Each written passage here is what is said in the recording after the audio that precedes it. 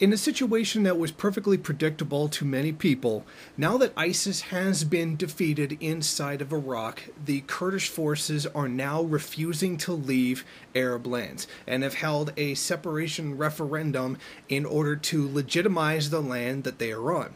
The Iraqi army has given them a specific amount of time in which to leave. They refused to leave, and it ended up in a military conflict. Once ISIS forces were defeated, the Iraqi government ordered the U.S.-controlled Kurdish forces to leave the area. The Kurds flatly refused and insisted that their referendum on statehood was valid.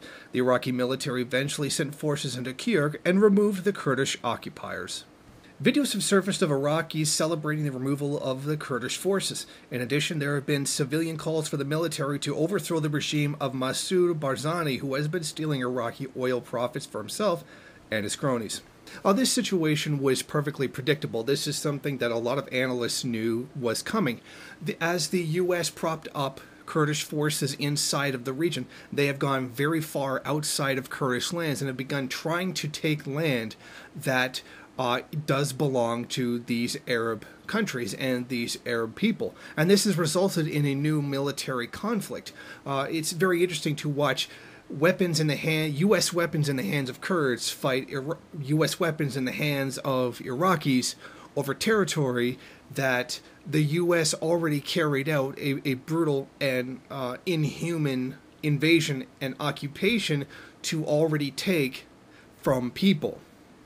And as the oil industry began to fall into the hands of ISIS, as much of it actually became contracted to China to actually use, what we see is the Kurdish forces, which are now backed by the U.S., trying to take these oil areas to get a better deal for the oil than they would have gotten under the Iraqi government. And this has resulted in much more hostilities. And this situation threatens to explode into something much bigger as this conflict between Arab states and Kurdish forces is going across several countries at once. Thank you for watching. If you like this program, then please head over to my Patreon page and set up a monthly donation. It's your donations that keep this program running. Also, if you would like, please rate, comment, subscribe, and share in various social media.